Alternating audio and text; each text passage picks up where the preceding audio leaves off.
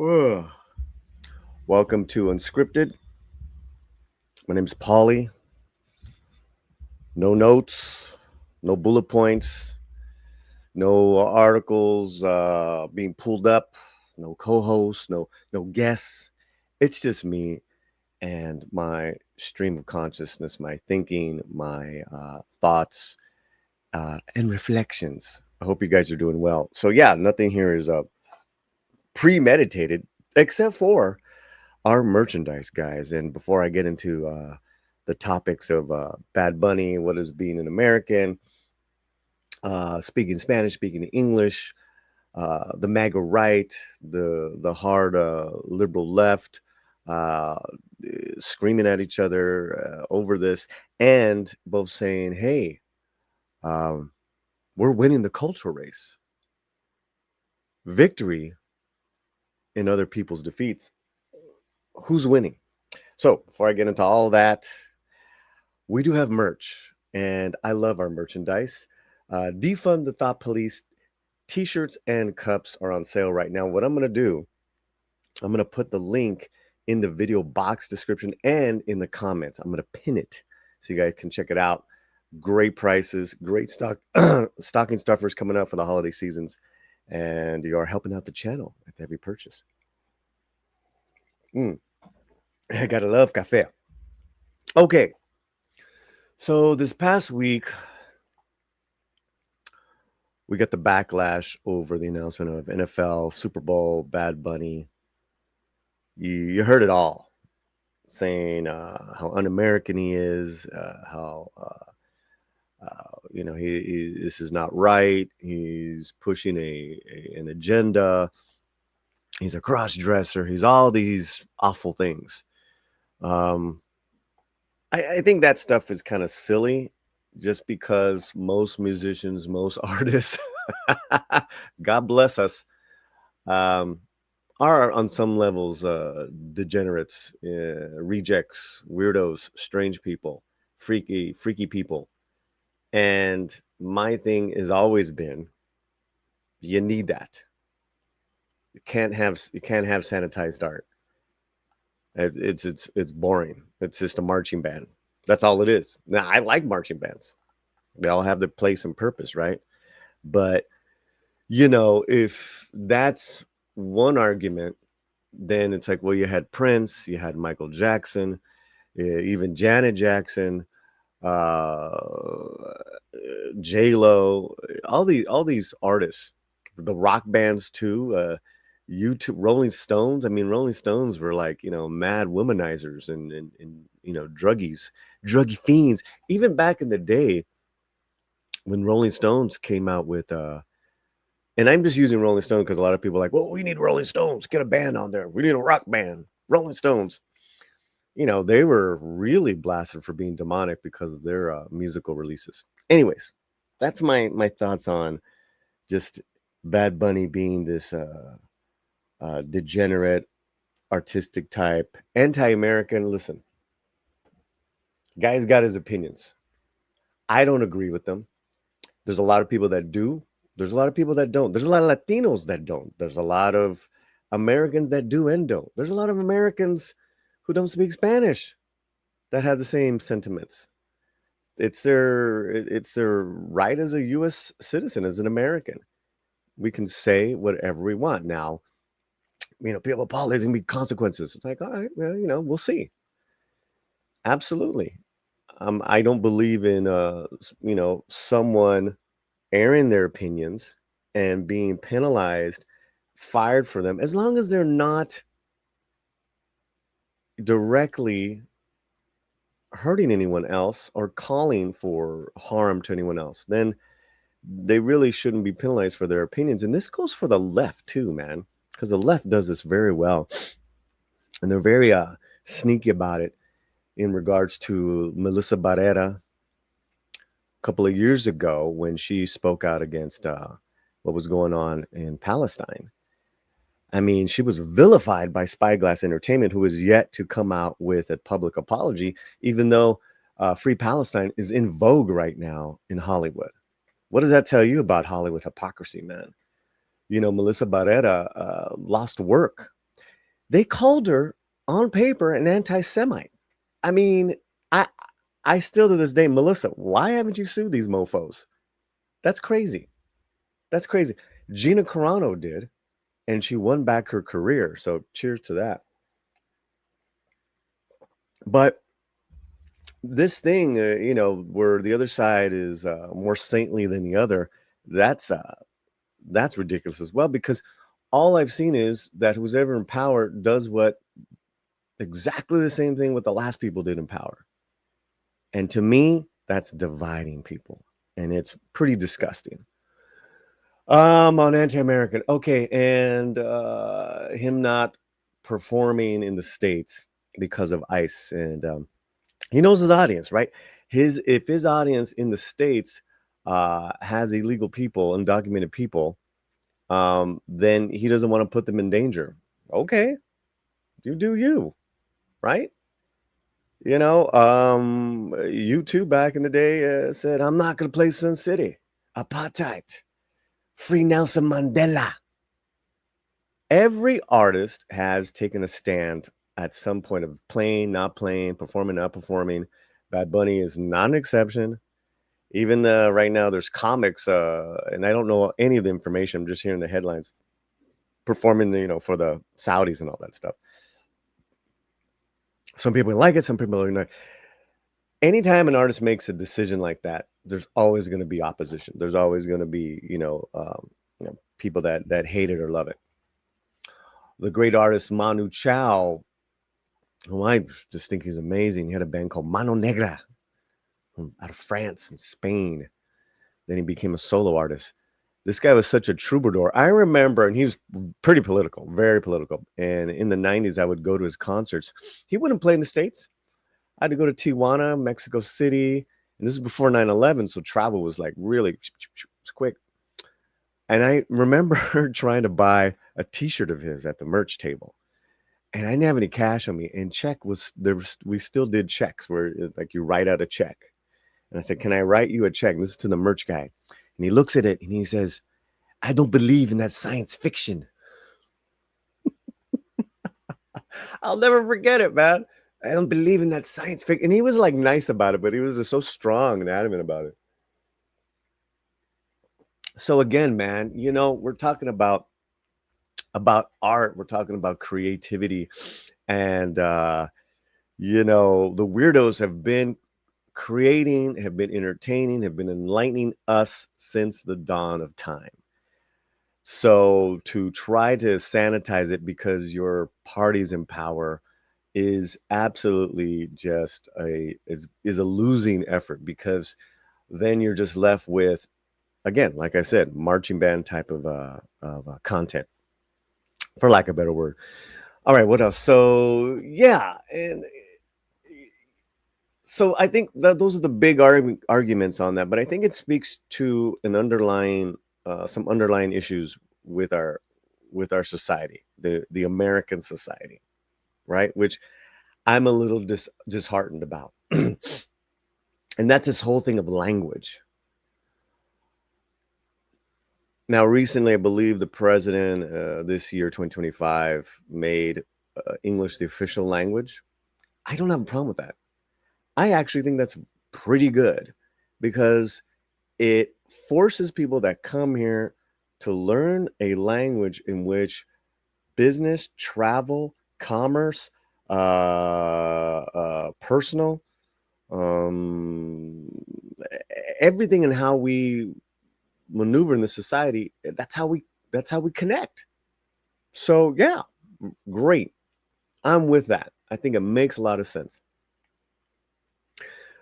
But to say that it should be English only musicians at a halftime show is really, really weird. Like, what's going on here, man?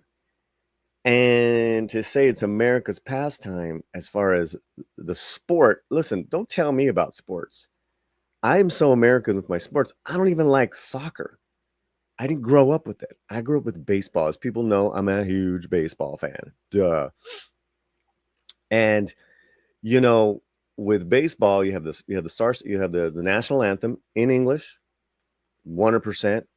That shouldn't be changed. That is the standard. Before the game. Seventh inning stretch, take me out to the ball game. I'm down. I love it. Also too, before the game, actually before the anthem, I believe, during the anthem, excuse me, we take off our hats and we salute the flag. I got no problem with that. You know why? I'm an American. I'm down with that. And I'm going to speak to what is an American in a minute. But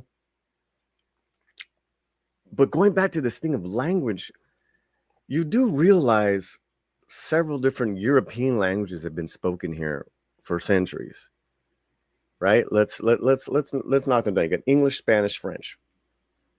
All of them came here colonizing, conquering, and claiming lands, warring with each other, having native indigenous people side with or against them to fight the other side for centuries. This was happening since the 1500s all the way up until, I want to say, the late 1800s.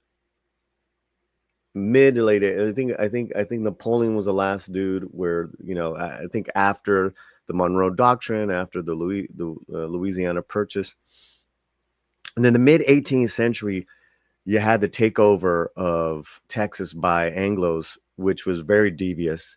And we're talking about devious behavior in a minute. Very devious, but it happened.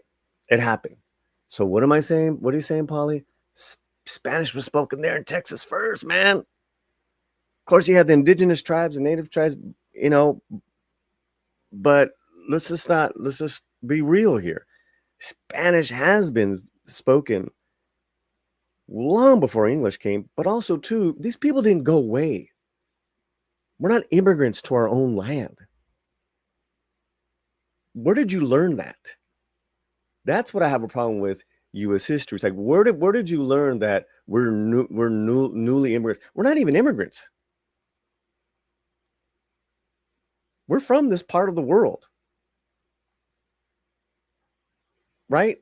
If I was to look down, and I'm not talking about my European side, if I was to go down the line of my indigenous side, at the end of the day, I am more than likely, from this part of the world. Me personally, in my family, my great-grandfather was born in Marfa, Texas.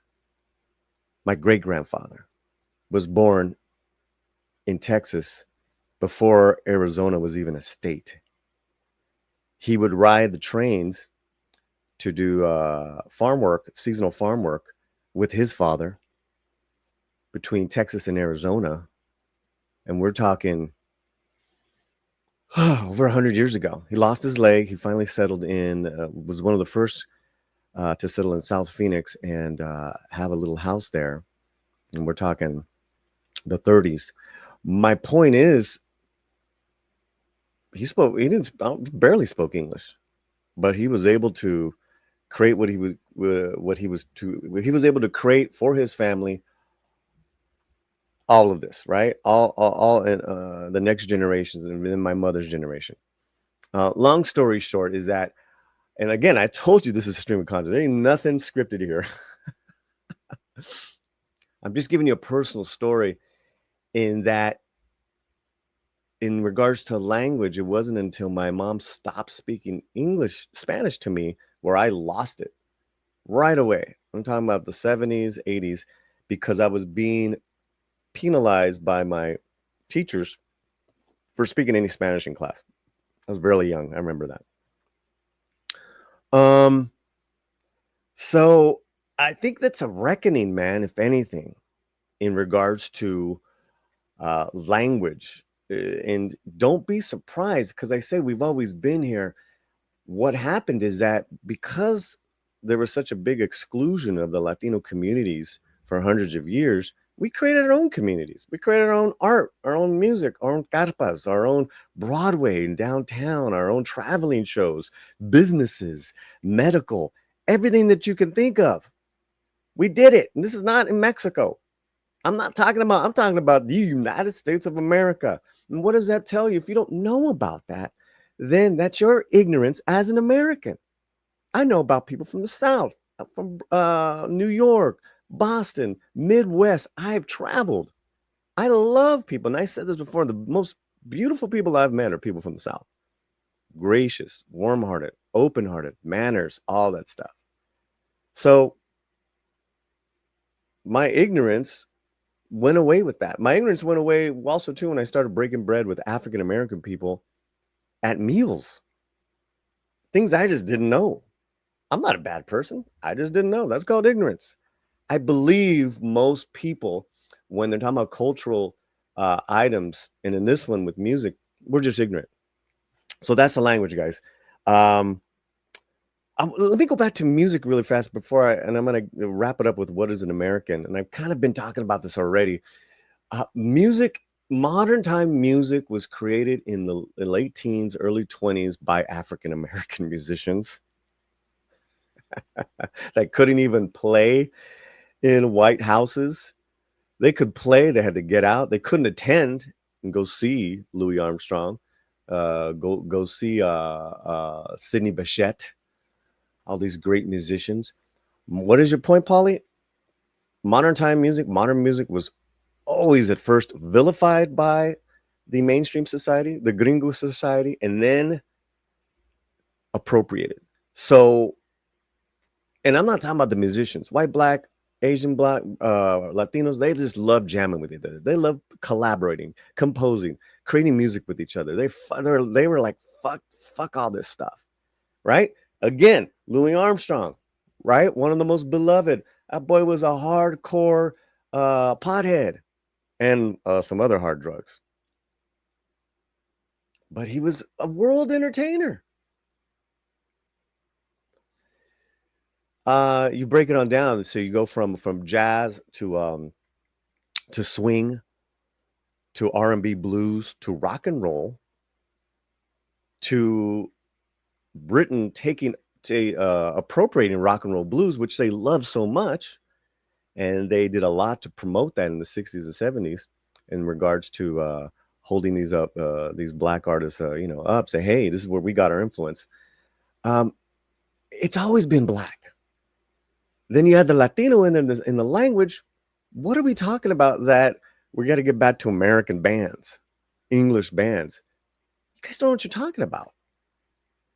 I'm talking about, and I keep hearing the names like Creed, Kid Rock. I don't know the other act, but they're like complaining that we haven't had a rock and roll band in years. Listen, I love rock and roll. I love punk music. I love rock music. I love people that play musicians. But let's be honest, on an international and American level, in regards to sales and popularity with young people, because that's what the NFL wants. Does rock sell? It hasn't sold in decades. What does that tell you? The last 6 years of the NFL halftime show, the ratings have skyrocketed. Probably one of the last great rock and roll performances was Prince. Big old degenerate, big old weirdo. God bless Prince, by the way. Rest in peace. So, it's really funny when we'll just say anyone who doesn't agree with this choice and thinks it should be this American English only rock and roll band. You guys don't really even understand where modern music comes from. So, that's just kind of weird. And again, you're going with the biggest artists of the time. All right. Whew. Want to remind you again, you got some merchandise, Defund the Thought Police. Listen, this whole time, I want you guys to be commenting. I want to hear your thoughts because these are just my thoughts. I'm not telling you how to think. I'm not telling you how to do anything. What I will tell you is I won't vilify you, turn my back on you. If you're giving me an opposing opinion and you're being civil, I'm not going to do that, man. Who's winning now, right? And we're talking about that. Getting this last part of Americans, who's winning? Who's really winning? When the left and people on the left are celebrating the death of a person who was publicly executed, people on the right, when you're celebrating the wins you're getting by excluding you know, whatever it is that you're, let me back up. Let me back up. Because the Charlie Kirk thing is obvious, and it really set off a lot of uh, uh, conservative friends of mine. It really took them to another level of fear. And I get it. I get it. The left are there too. I want you guys to understand this. The left are there too, whether they're Latino or brown or white, when they started seeing ICE show up in their neighborhoods, the videos and all that stuff, it was horrific to them. And they took it to another level with their protesting, with their, their indignation on the social media platforms, celebrities. And I get it. I get it. Both are vilifying each other. Both are turning their back on each other. Both are wishing the worst for the enemies. And both are, oddly enough, then quoting scripture, quoting Christ. Yo, Christ told you to love your enemies. That was a revolutionary idea at the time. That was unheard of. The Israelites wanted their Messiah to have a sword and let's go to a war and fuck people up. Jesus said, no, love your enemy. You know how hard that is to do nowadays? I mean, I got friends that were celebrating that death on the left. I got friends that on the right that truly believe anyone with a progressive thought is a complete degenerative weirdo, lost, Hollywood commie, socialist, everything you can think of. They throw it all in the book. Now, all I gotta say is, if that's this is true, those people on the left and those people on the right are my family members. So, what am I going to do? I'm going to do my very best to love them and to listen. Just to listen. Because as soon as I start trying to turn them around, get them back to my side, nobody wins. Absolutely nobody wins. And going back to it, so this whole thing of like, what is an American?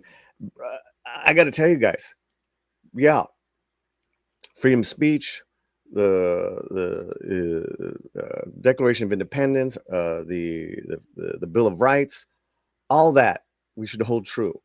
Now, things that we've created, industry, creative arts, jazz, baseball, all of that has to do with us being American. I feel so good when I'm hanging out with other people at a ball game, like people I would never hang out with, but we're like celebrating all that stuff, that ritual that I told you about.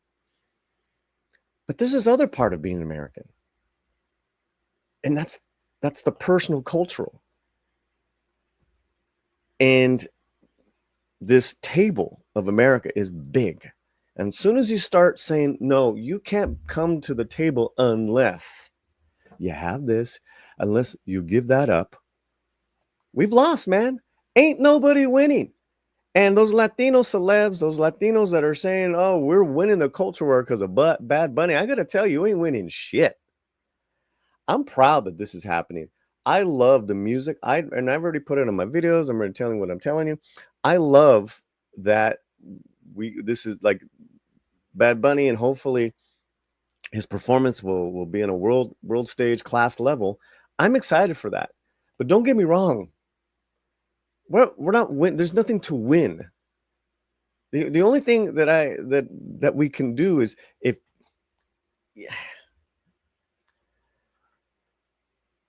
it's war you want, if it's a battle you want, if you have this battle war mentality, you will eventually lose. That's it. That's it. And this is both sides. Both sides. Both sides. So it's funny how this pop culture event really layers out into so many levels. Just for me and my family, in regards to the history of us being in this country for so long, and then I'm gonna go back to the music in Spanish only. Is that someone brought up that I did see is that we've been singing in Spanish for a long time in America, American artists. Why is this a thing now? From Desi Arnaz, I Love Lucy, Richie Valens, La Bamba, Los Lobos, La Bamba, Desperado, Mariachi. These are they were the first Spanish language hits in the States, and then now contemporary Despacito, etc., etc. Why is this a thing? So we can entertain you on all these other levels, but no, no, no, no. Super Bowl, America, English only, buddy. So you codify the language, you make it official, which I have no problem with, but you can't codify art. You cannot fund it if in that, and if it's voted upon and it's like, government money, I don't want it going to there. I get it. That's fair. But art will always find a way. It'll get privately funded as and that's good. It'll get made, it'll get created. But you really can't codify art, man. You can do your best, but you go down that route and you don't get good results. So listen, this is unscripted. It truly is. I'm done. I want to hear more of your comments. Let me know too if you guys like this, because I will do this every Sunday morning, and it won't. Trust me, it's not going to be every weekend about Bad Bunny, but it's a pop culture connection to today, and yeah, there you have it, guys. And as a guy who lost his language and who is tunneling back for his ancestral language, I thank you guys for being here. And wherever you're at, I always say, keep that slant fuerte. Keep it strong. Adios. God bless.